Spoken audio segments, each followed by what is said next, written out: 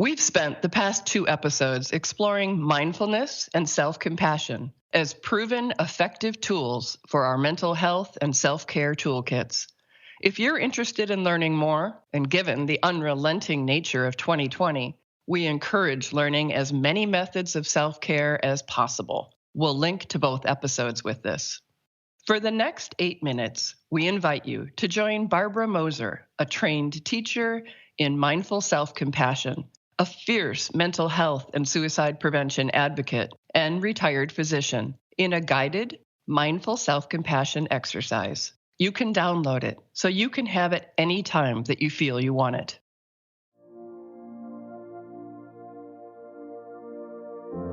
So I'd like to lead a brief self-compassion break. And this brings the 3 parts of self-compassion as defined by Kristin Neff into the practice, which are mindfulness, common humanity, and self-kindness. So I also just want to remind you that when we practice self-compassion, we need to be self-compassionate. So in a few moments, I'm going to invite you to think of a difficult situation in your life that you can work with for the purpose of this practice. And I know how easily it is sometimes for us to get pulled into very difficult memories, situations, even trauma. And when you're just learning, do your best not to go to those places, okay? Because we're practicing and we need something a little more mild or moderate with which to practice. Because otherwise, if you get overwhelmed, you can't really learn it or practice it. You can do this practice with your eyes open or your eyes closed. And please just know that if at any point you're feeling in any sort of distress, just disengage from the practice. If you're sitting, you can stand up. If your eyes are closed, you can open them. If you're listening, you can turn off the device from which you're listening, okay? And look outside, look at something beautiful, listen to sounds in your room, all right? So just know that this is just, if it feels okay, go through the whole practice. So, again, right now, I'll invite you to think of a situation in your life that is giving you some degree of stress. It's difficult. Could be a more minor health problem. Could be a problem in a relationship. Could be that you were disrespected in some way. Could be a work problem. Okay? And again, choosing a problem that's in the mild to moderate range, perhaps a 3 or a 4 on a scale of 10, 10 being the hardest. And really bringing the situation to mind, kind of feeling your way into it. What did you see? Where were you? Who else was there? What were you feeling at the time? What was said? So really getting enough of the situation in mind that you can work with it for this practice, a little bit of distress. And now we're going to bring the 3 parts of self-compassion to the practice.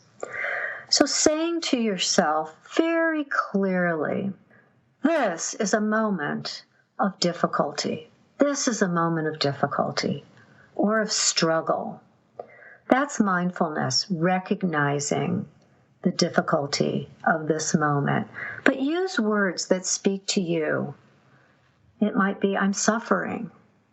It might be, this hurts. This is stressful. This is so hard. Whatever words work for you. Now bringing the second part of self-compassion into the practice, the common humanity. Difficulty is a part of life. Struggle is a part of life. All humans struggle. All humans. We may struggle differently, but all humans struggle. I'm not alone. Others in the same situation would struggle just like me, would suffer just like me. And now I'll invite you, if it feels okay, to make some sort of physical contact with yourself. Perhaps feeling your hands touching each other in your lap, or rubbing your hands together, putting a hand on your shoulder in a supportive way, or putting your hand over your heart.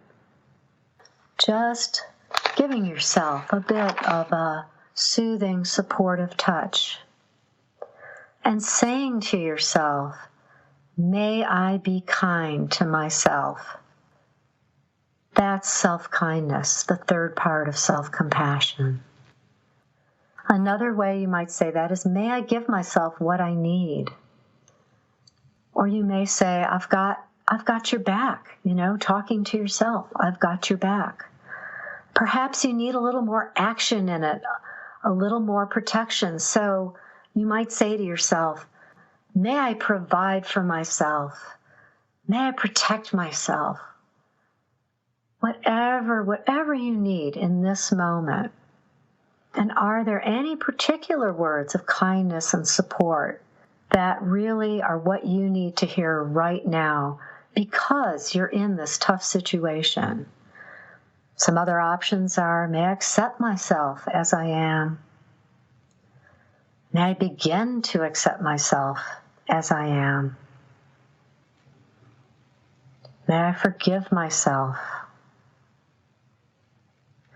May I have the courage and strength to make a change?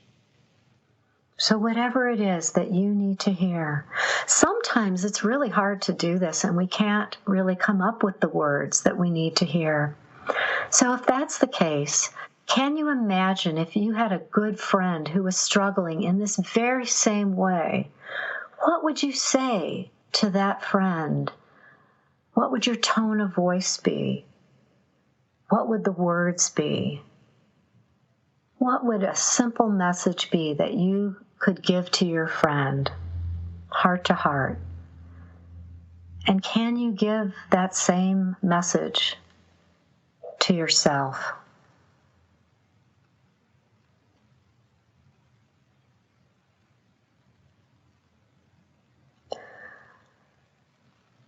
So that's the self-compassion break. It comes from the Mindful Self-Compassion program. It can be done very quickly.